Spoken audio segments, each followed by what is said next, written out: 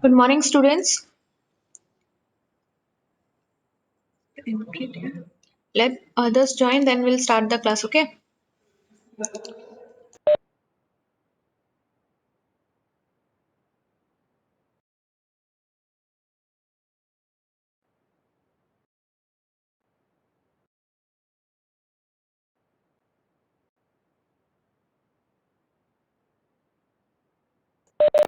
Am I audible?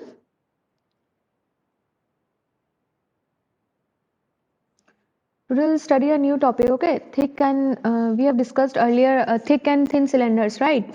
So today we'll see the derivation of thin cylinders, okay?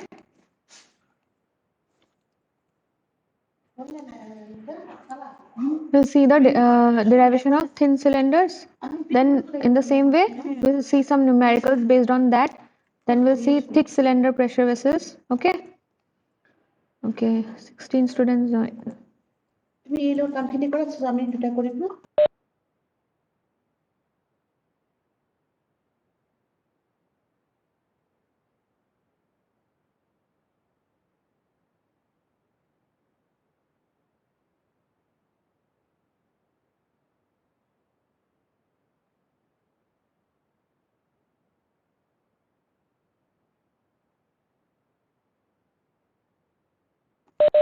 Okay, I'm sharing my screen, okay? Let me know if it is visible or not.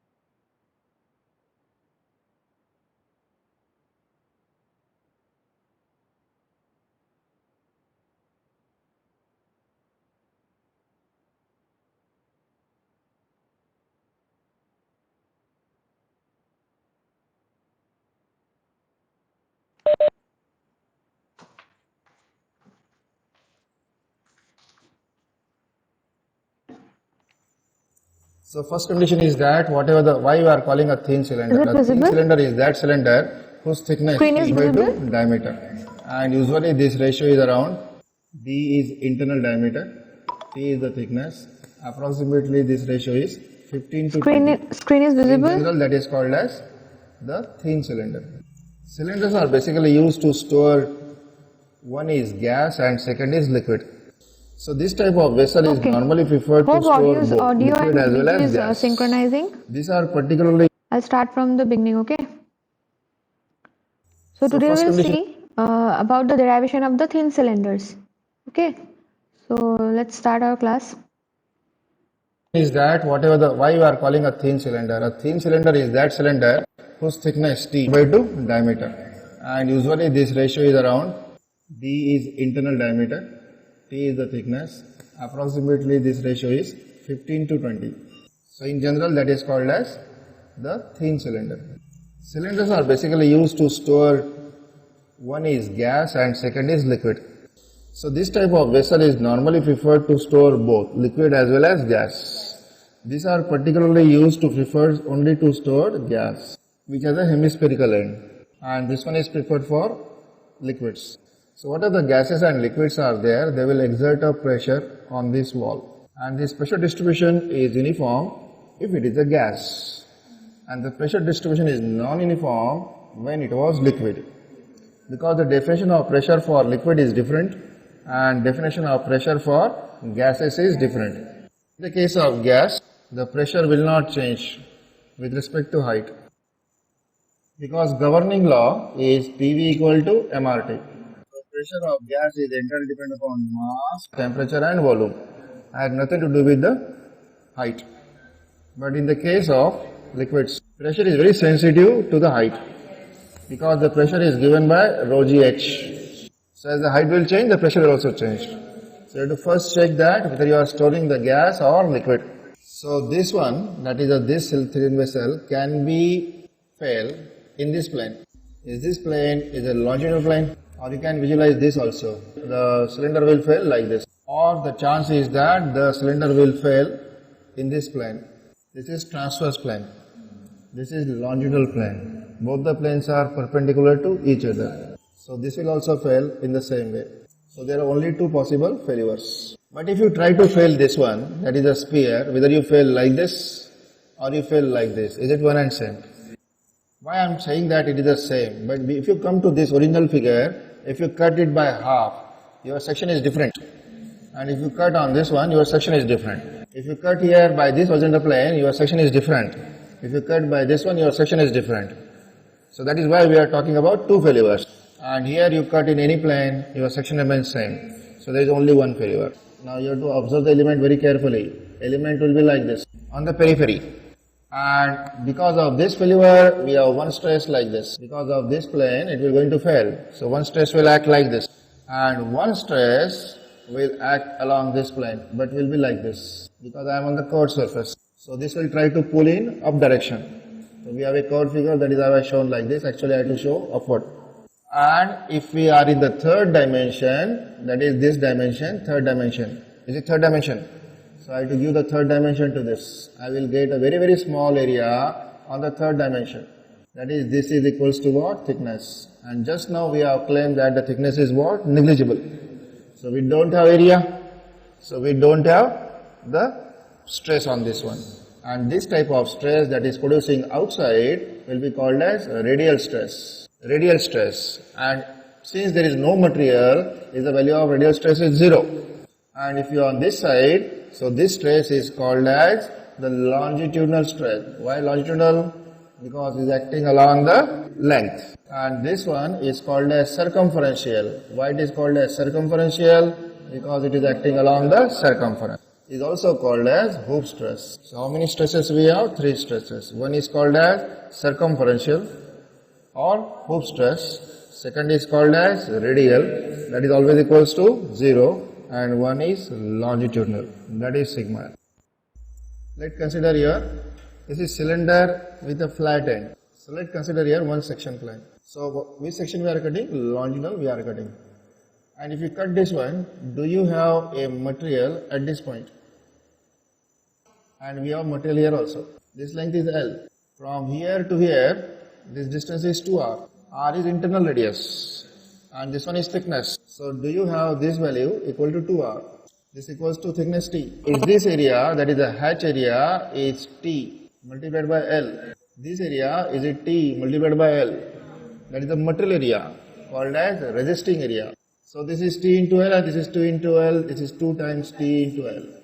And if you see this figure, that is this figure, your pressure is acting like this. So pressure is always calculated as pressure multiplied by area.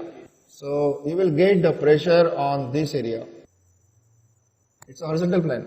And because of this one we have force here, that is the pressure force. So on what area the pressure is acting? So pressure is acting on this area.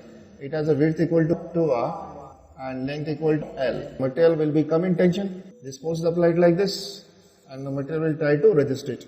So because of sigma fx and sigma fy, this stress will act in a vertically upward direction. This stress multiplied by this area must equal to pressure multiplied by this area. Then we have a balance of sigma fy. So this type of stress is called as Hooke stress or called as circumferential stress. Sigma fy equal to 0. That is pressure force equal to the strength of material.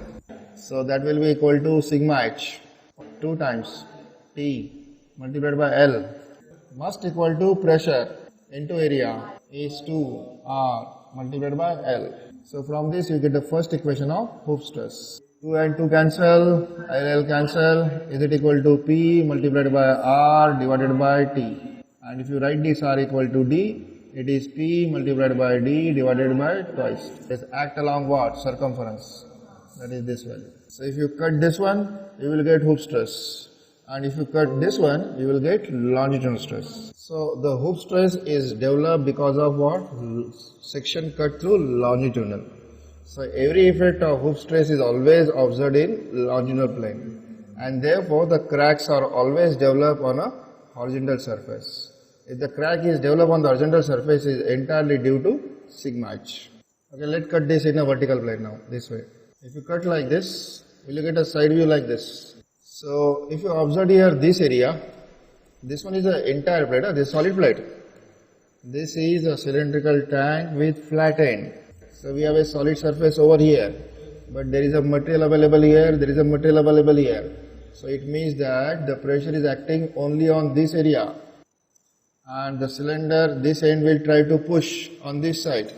This area corresponds to, this is the material, this is the pressure. So if the pressure is acting on this area, and is this area is pi by 4 d square. So whatever the material is present here will try to oppose this force. So I will try to show you pressure force. If the pressure force is like this, we will pushing it on that side. The stress will produce in this direction, like this. And if you see this one, it will try to pull it like this, but along the periphery. So how much peripheral area we are having? Is it a material resisting area? So it's just a circumference multiplied by thickness. And this time we have balance of sigma fx. Or you can say the pressure force equals to what? Strength of material. This time pressure is acting on area pi by 4 multiplied by d square. And what is the resisting area is pi dt. Corresponding strain is called as longitudinal. While longitudinal, because effect is observed on what? Length. Is it P multiplied by D divided by 4T? So you have to remember two formula. Basically one formula only. One formula is PD by 2T and this formula is PD by 4T. So can we say longitudinal is always equals to sigma h divided by 2. This value is sigma h and sigma h is PD by 2T and we are going along the length. This is sigma L. So one thing is sure, that this value will going to affect the length. That is, this stress is responsible for strain along the length, whereas this value will going to change this size. That is the circumference, and circumference means diameter. So this hoop stress is responsible for change in diameter, and longitudinal strain is responsible for change in length. If the length will increase, diameter will decrease because of Poisson ratio, and if the diameter will increase, the length has to decrease again by Poisson ratio. So if the two stress will act at a point, so this one I am showing like this. ये हमारा x axis है and this one is y axis, x and y axis. So I am drawing here my state of stress. This one is my x axis and this is y axis. And if you are on the x axis, you will get sigma L and this one is sigma h. No shear stress. If there is no shear stress, is it the same as principal stress? If it is a principal stress, it's sigma max, it's sigma mean. Sigma L is PD by 4T, PD by 2T. It clearly indicates that this value is sigma h by 2.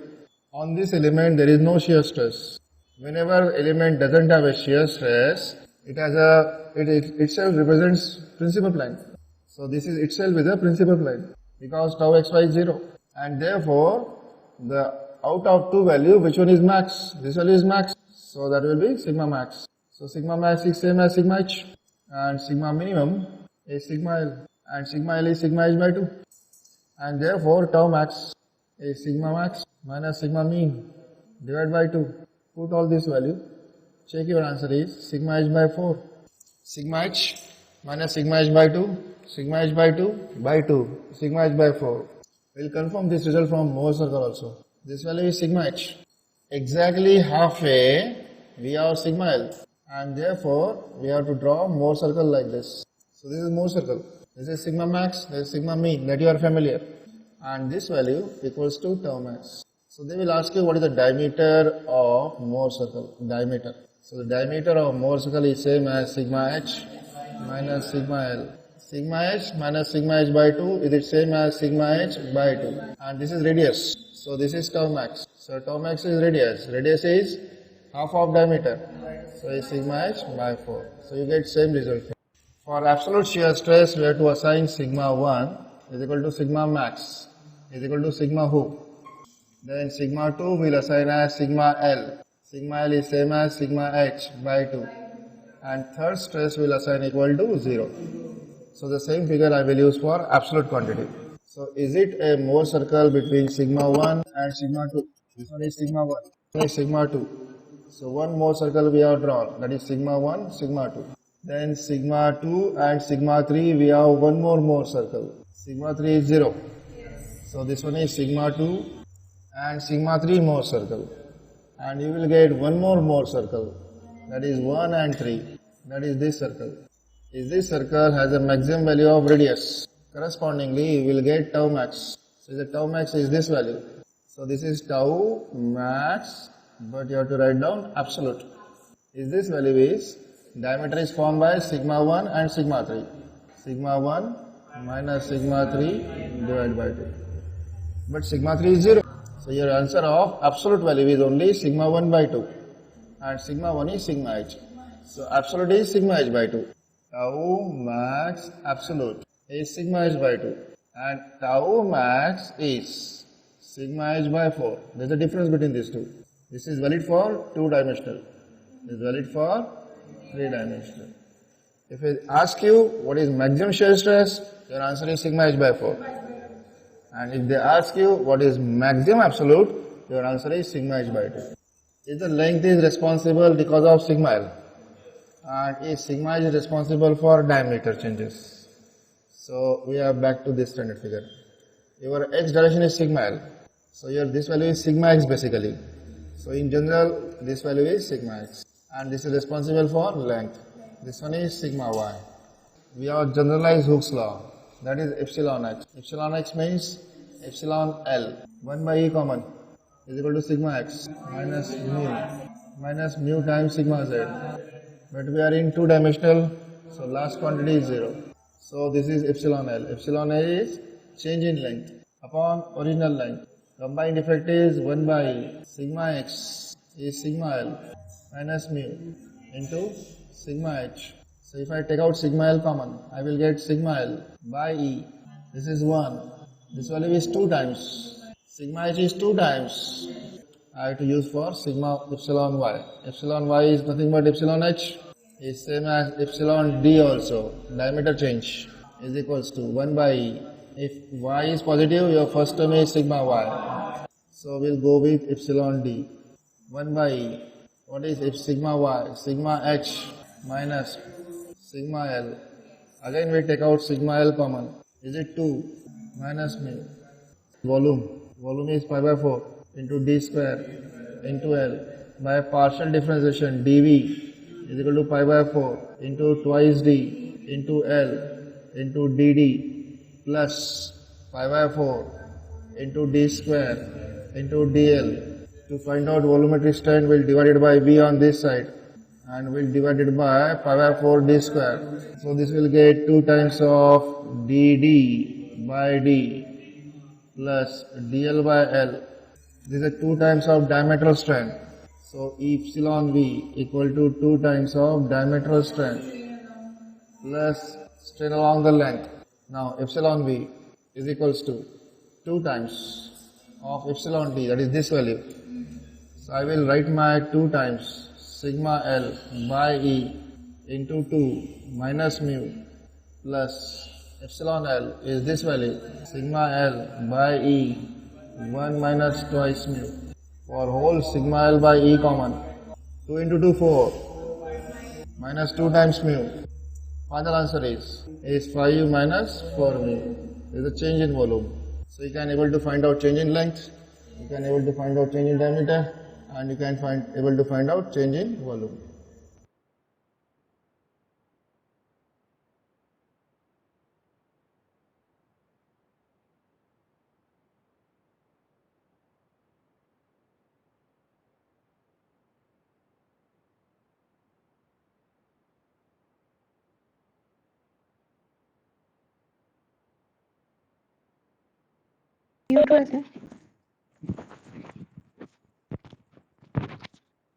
So that was about the derivation.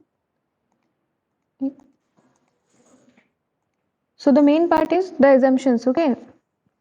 So basically in thin cylinders, what we do, we used to find out the hoop stress and longitudinal stress, okay? Let me show you. This is a thin cylinders. The criteria will be D by D ratio should be between 15 to 20, okay?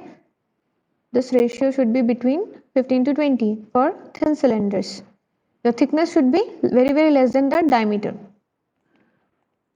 So for this, two main stresses are important. One is hoop stress and another is your longitudinal stress. Okay. Hoop stress, hoop stresses acts along the circumference, and the longitudinal stress this acts along the length of the cylinder. Okay. These are the assumptions. Thin cylinders these are the assumptions. These are the stress: radial stress, circumferential stress, or you can say hoop stress, and longitudinal stress. So in this, the main is as the radial stress is very less, so we only consider two stresses. One is hoop stress, another is longitudinal stress. Okay, we don't consider the radial stress here. In thin cylinders, we don't consider radial stress as these radial stresses are very less. That's why we consider only circumferential, or you can say hoop stress, and longitudinal stress. Okay, then I have told you hoop stress acts along the circumference, and which is represented by here sigma h, and longitudinal stress is represented by sigma L, right? So this is the basic derivation. Go through the video to get the derivations. Then you will find out that your sigma h, you see sigma h here, hoop stress. This hoop stress has a formula of PD by twice T, and your longitudinal stress has PD by 4T. So the difference of both one is 1 by T. Okay. So derivation is very basic in this one. So you go through the video once to get the derivation of these two parts. Okay. Then this circumferential stress is also termed as change in diameter. Due to this stress, there will be some changes in its diameter. Okay. Due to circumferential your hoop stress, there will be some changes in diameter, and due to longitudinal stress, there will be some changes in the length. Due to this stress, there will be some changes in the length of the cylinder. Okay. There will be no shear stress along the principal plane, and the maximum shear stress will be, you can find out maximum shear stress. It has a formula of sigma h by 4. Okay, if you have been asked directly that find out the shear stress on this thin cylinder, so directly what you have to do, you have to divide the hoop stress by 4. You will get the shear stress along the cylinder. Okay. And they have described the same thing with the Mohr circle. That is not required, but you should know. Okay, they have described this stress criteria with this Mohr circle. They have given an example just to check that this results valid or not. Okay, and they have found out the change in volume also. That change in volume is your sigma L by E, 4 minus twice E, 1 minus 2E. And if you simplify this one, you will get the change in volume. Means after applying the stresses, what will be the change in volume of the cylinder or pressure vessel? This will be longitudinal by E, 5 minus 4U. So that is the change in volume when you applied when the fluid. Why we use thin cylinders? Maximum for the fluid flow, gas flow, right? So the how much volume will be changed when the pressure will act? So that is 6L by E, 5 minus 4U. Okay. So that's what about today's class. Any doubts? Any doubts from today's class? Simple. It's simple to remember. For the hoop stress, it will be twice T, and for the variation is 1 by 2. So for the earlier one, it was 4T. Okay. So go through the video and practice it, the derivation part. If you see this video once again, it will be more clear to you. Okay. In the next class, we'll see the same thin cylinders in spherical shape. Okay, sometimes your vessels will be in spherical, sometimes it will be in hemispherical. So we'll see the derivation of both two, then we'll move to numerical. Okay, in next classes, we'll go to numerical portions. Okay. Yeah, it's a revision class. Okay, we have discussed this, thin pressure, thin cylinders and thick cylinders. So revision class of the derivation with more good video. if you have not understood in the class, this video I found out very appropriate. So go through this video, okay? I'll take the revision class of the shear force and bending moment also. Many students ask me to take the some numerical revision classes for shear force and bending moment. So whatever I'm teaching these days, all are revision classes. Okay, it will be till 20th of Jan. So all classes will be revision classes. And let me know which topic you have doubts. So I'll take those classes also. Okay. Suppose some students texted me about shear force and bending moment. So I'll take some numericals one by one and we'll solve in the class. Okay. And I'll share some worksheets also. So you solve by yourself and let me know. Please ask your doubts in the class. Okay. It is not easy to entertain all of them by text messages. Okay, we have another works also. So whatever doubts you have, you ask in the class. Okay. Later on, it will be difficult for me to entertain you. Anyways, any doubt from today's class?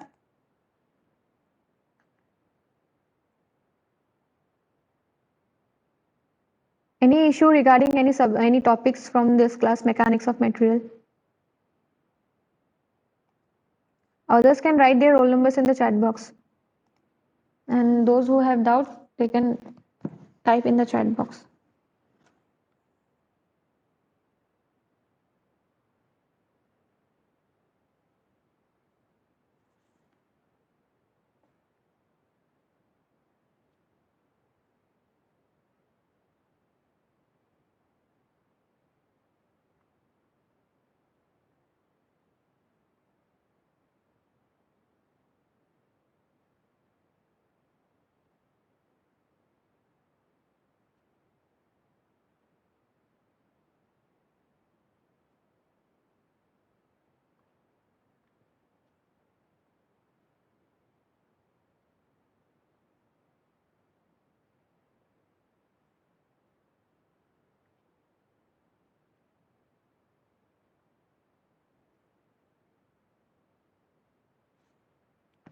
Okay, I'll call out the names, check one. Okay, check if someone missed out.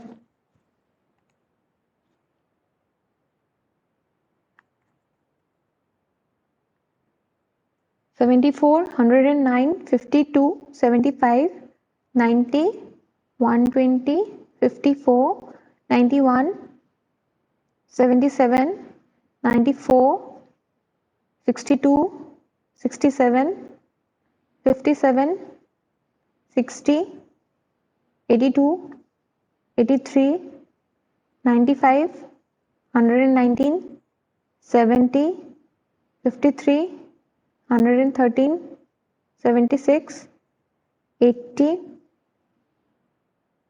63, 110, 92, 81, 107, 78, 97, 93, 88, 84. Anyone left to write?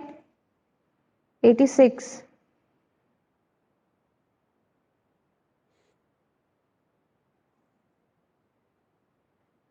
68, 84,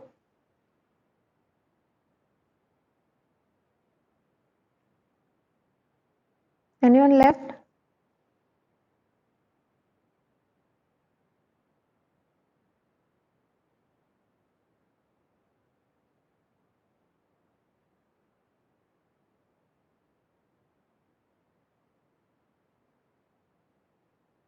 Anyone left? Write their roll number.